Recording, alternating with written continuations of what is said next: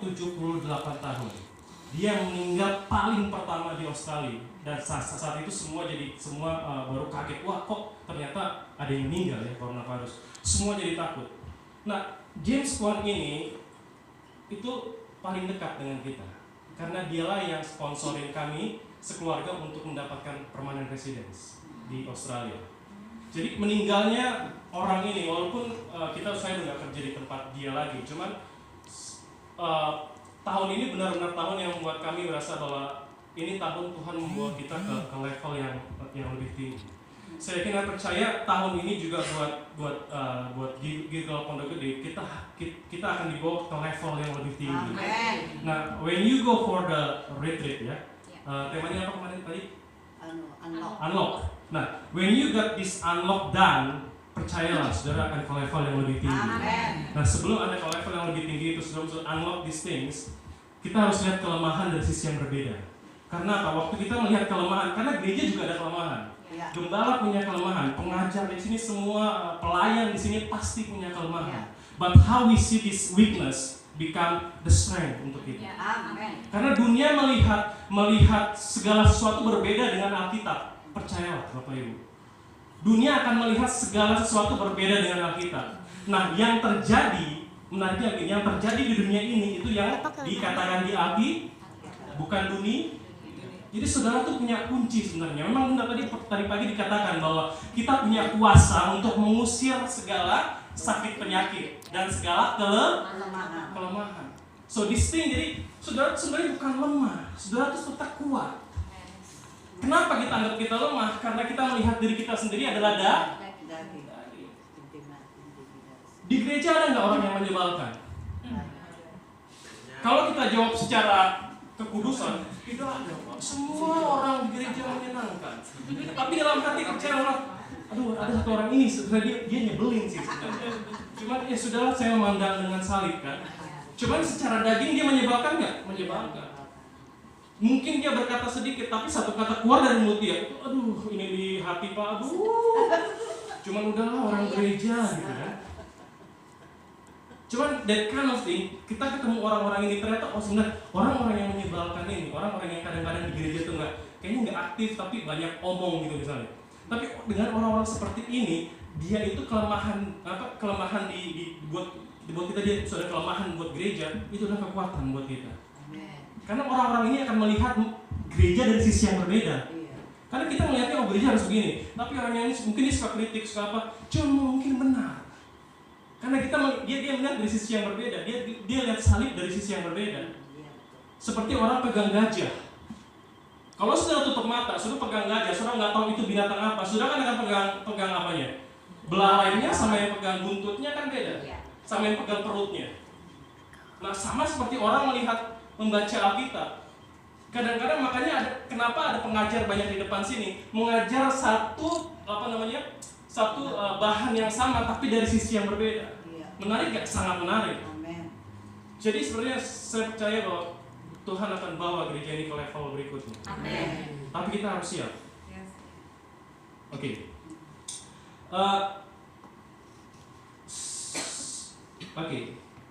Efesus 2 ayat 7. Efesus 2 ayat 7. Ya. Jadi begini, salvation yang kita terima itu bukan tujuan akhir, kita ngerti ya. Jadi kematian Yesus di atas kayu salib itu bukan akhir dari semuanya. Yesus membawa kita untuk menikmati apa yang dibilang kekayaan kasih karunia-Nya yang melimpah-limpah. Mati di atas kayu salib adalah mati dengan cara yang paling rendah buat orang Ibrani. Tapi Yesus mati di atas kayu salib itu dibilang yang paling lemah. Dia mau menunjukkan bahwa ternyata kita punya kekayaan yang luar biasa, yang kita harus nikmati. Karena ini yang Yesus mau kita nikmati. Ada yang berlimpah-limpah, ada kekayaan yang kasih karunia. Atau kan arti kata kasih karunia, kemampuan yang Tuhan berikan kepada kita untuk melakukan kemampuan yang Tuhan berikan kepada manusia untuk melakukan apa yang manusia tidak bisa lakukan. Makanya mengampuni, kalau kita nggak pakai kasih karunia susah. Betul? Memberi kalau kita nggak punya kasih karunia Tuhan susah. Oke? Nah, kunci menikmati kasih karunia yang sudah Tuhan berikan adalah pertama kita harus punya iman. Di saat-saat ini kita butuh iman kan? Yes. Tahukah saudara, ini sebenarnya I expected ini terjadi. Tadi pagi saya kan khotbah tentang resiko apapun saya ambil dengan mengajak keluarga ke Indonesia. Orang bilang jangan. Terus tadi baru ada kabar bahwa any overseas traveler going back to Australia, he have to be isolated for 14 days.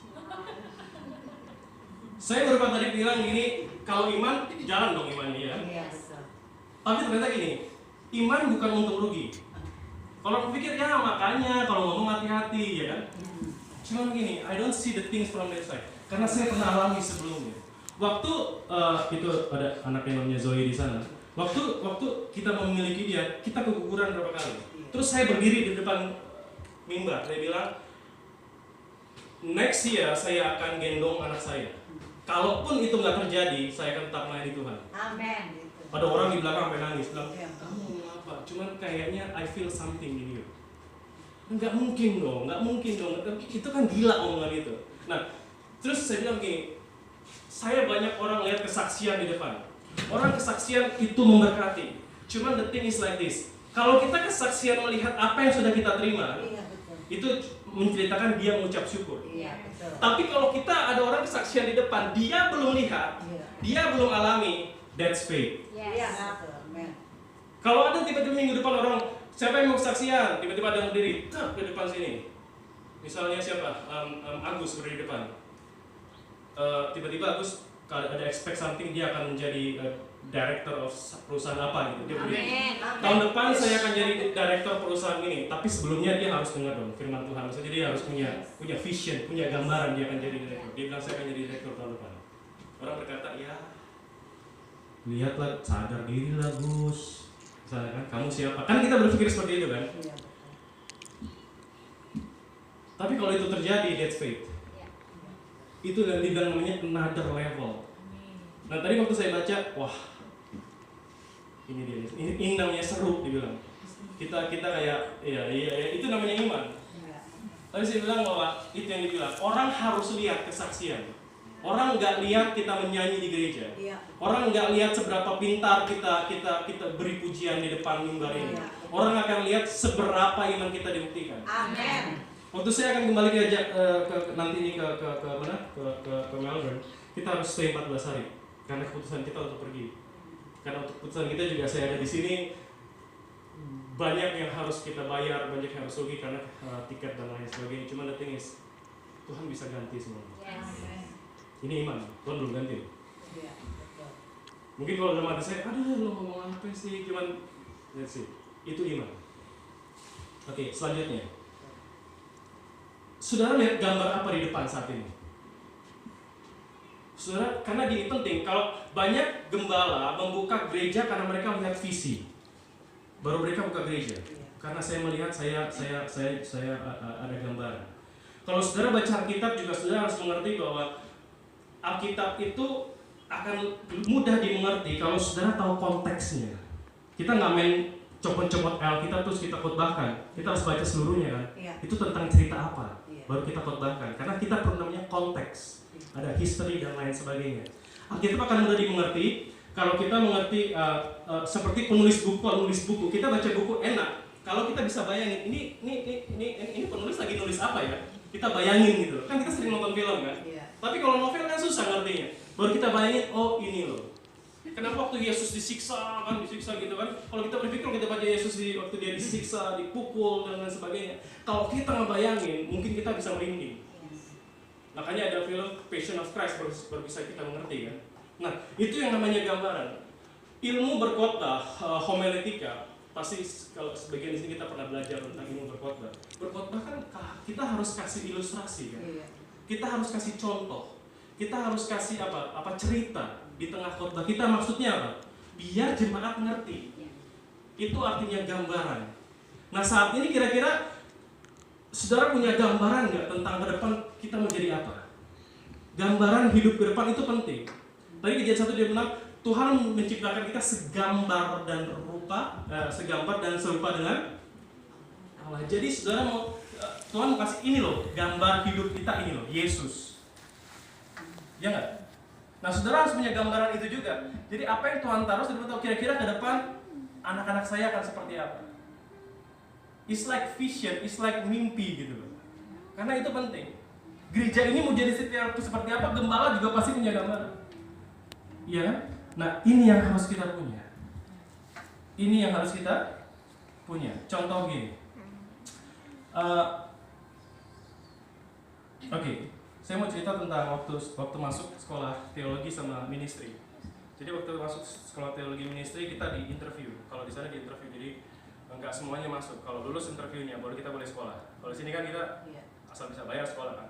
Jadi masuk di sana saya duduk terus di interview sama saya pikir dia penjaga perpustakaan. Karena masuk sepi banget ini. Sekolah sepi, duduk terus dia lagi sapu-sapu terus dia duduk depan saya. What's your name? My name is Sam. Okay. I'll do the interview for you. Gitu. Saya akan interview kamu. Ternyata dia dosennya. Dia yang menentukan masuk apa enggak. Dia nyapu di library gitu kan. Itu nggak tahu. Gambaran saya tukang sapu. Padahal dia. Coba kalau itu saya nggak hormat sama dia kan. Nah, anything kita harus punya gambaran. Jadi kita juga nggak bisa meremehkan orang. Nah, waktu dia tanya, what is your motivation to join this school? Terus saya bilang, I just want to get a deeper knowledge about Bible. Jadi so I can teach people. Terus dia bilang, that's good. Dia bilang, kalau kamu jawab seperti itu bagus. Maksudnya kamu ada hasrat untuk sekolah ini untuk membantu orang lain. Kalau kamu jawab masuk sekolah ini hanya untuk menjadi pengkhotbah atau hanya untuk menjadi pendeta, atau hanya untuk agar saya punya posisi di gereja, you better go back and rethink again. Karena apa? Karena memang sekolah itu nggak mau menciptakan sekedar hanya pengkhotbah atau hanya pendeta. Dia mau kita punya gambaran tentang bahwa Alkitab itu untuk menjadi berkat. You understand something itu untuk selalu menjadi berkat. Pengalaman hidup kita yang kita terima juga bukan hanya untuk kita, itu akan jadi berkat buat orang lain. Nah,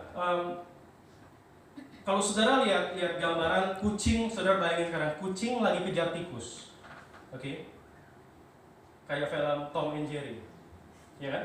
Kucing lagi kejar tikus. Menurut saudara mana yang baik, kucingnya atau tikusnya?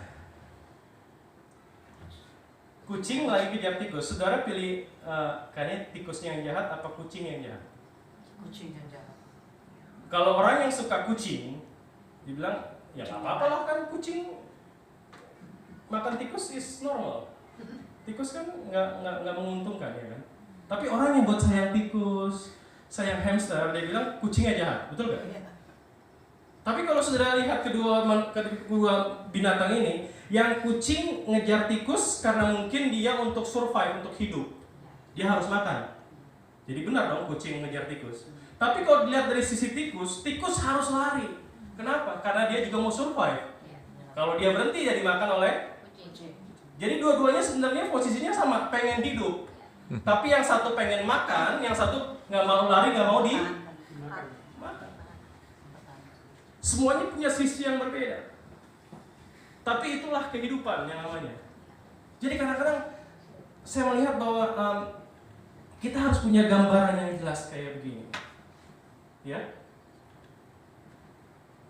Tadi pagi kita dibilang bahwa kalau merasa takut dari saat-saat ini, merasa khawatir di saat-saat ini itu sangat normal. Karena benar kita manusia.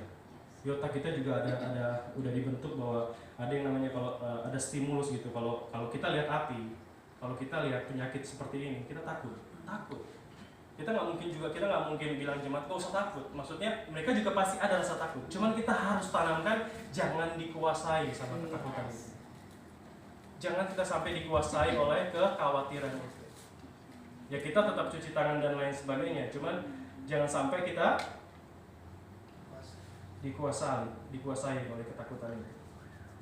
Yang kedua, kalau kita udah punya gambaran yang jelas tentang kelemahan dan lain sebagainya, tindakan kita akan kelihatan, Bapak Ibu. Kalau kita udah ngerasa kuat. Contohnya begini, 10 orang kusta. Cerita 10 orang kusta. Mereka datang ke Yesus di Lukas 17. Kalau saudara baca. Mereka datang ke Yesus dan mereka minta sembuh. Yesus bilang, pergi menghadap di 5. Tunjukkan dirimu kan. Lalu berapa yang sembuh? Semuanya sembuh kan? Semuanya. Berapa yang balik ke Yesus untuk mengucap syukur? 1. Dia orang apa? Samaria, which is nggak kenal yang namanya firman Tuhan. Waktu dia kembali kepada Yesus, ini yang Yesus katakan. Yesus melihat orang ini, dia memberkati orang ini, bilang, pergilah, imanmu telah menyelamatkan engkau.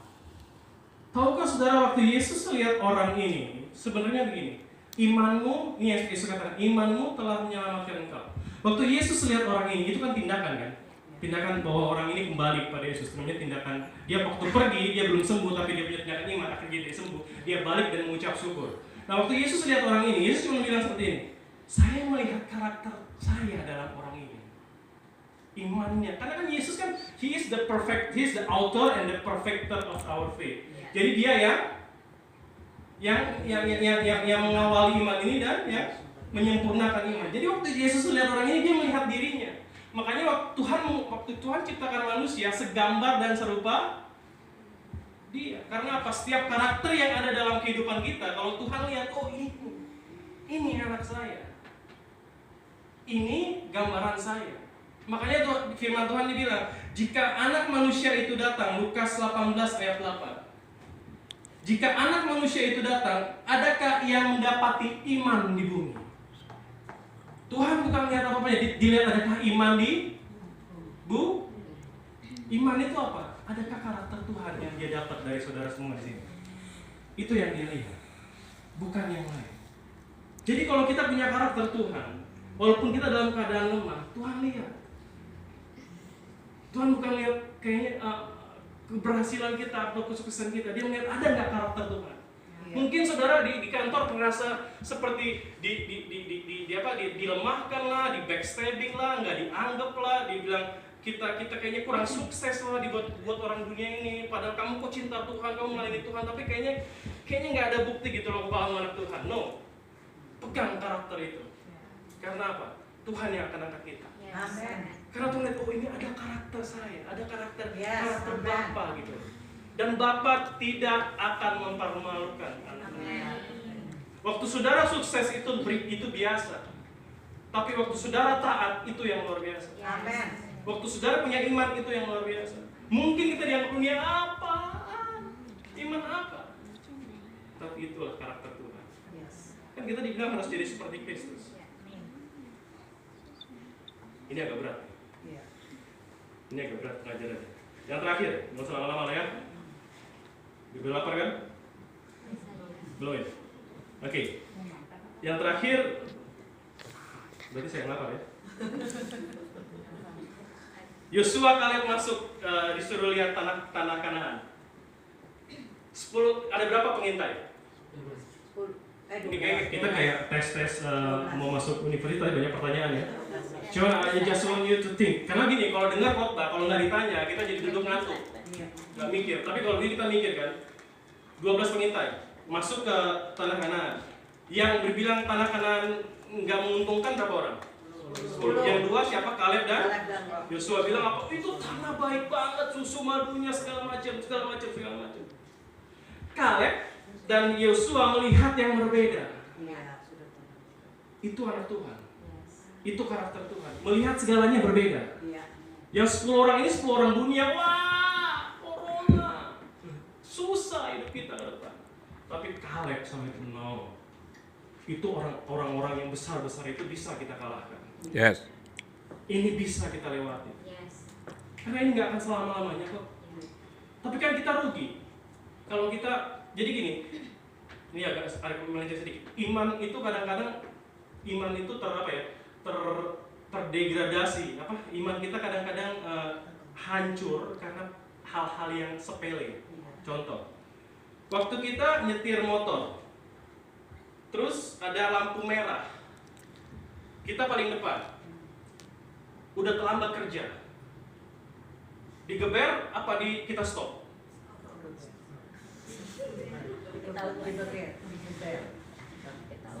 Geber, kalau digeber kita nggak telat, tapi kita cross lampu merah. Mending nggak nyebrang, kalau dia nyebrang ya tabrakan kan? Oke. Kita terus ya. Oke, pertanyaan kedua. Tangkap polisi nih. Lewat ternyata ada polisi, kita ditangkap. Kita lihat ada 100.000 di kantong. Oke, betul. Kasih 100.000 atau ke pengadilan ya? Kasih apa? 100.000 ke pengadilan? 100.000 dong, udah telat, udah telat. Lampu merah lewat, masa kan bisa lampu merah, masa ini nggak bisa 100.000 ya kan? Oke. Dan kalau kita udah melakukan itu, di dalam hati kita menganggap lampu merah udahlah bisa kok, masa lampu merah berikutnya kita nggak bisa terbang, tadinya bisa lagi dong kita keber. Terus kalau ada polisi udah kasih 100.000, nah yang di dalam udah keropos Bapak Ibu tanpa kita sadari. Kita anggap lampu merah udah polisi bisa disokong. Itu nggak terjadi satu kali loh. Next time you meet the same situation, kita akan lakukan lagi, percayalah. Nah buat iman kita itu apa? Buat gambaran hidup kita apa? Itu rusak dari dalam. Tapi kita it's okay. Nah yang kata it's okay ini yang bahaya. Gambaran kita udah rusak. Nah kita anak-anak Tuhan kadang-kadang, aduh Pak ngajar kayak begitu nggak berlaku lah di sini. Cuma I just want to kasih gambaran buat kita. Waktu kita melakukan kebenaran, hidup kita akan berbeda. Kita juga akan dapat upah, percaya. Amin. Iya kan? Saudara pikirkan sendiri gimana berikutnya. Amin. Sama kalau kita buang sampah sembarangan kan, buang sampah tiba-tiba banjir gitu kan. Akhirnya ya iya karena sembarangan juga buang sampah kok. Ya udahlah buang sampah. Terakhir.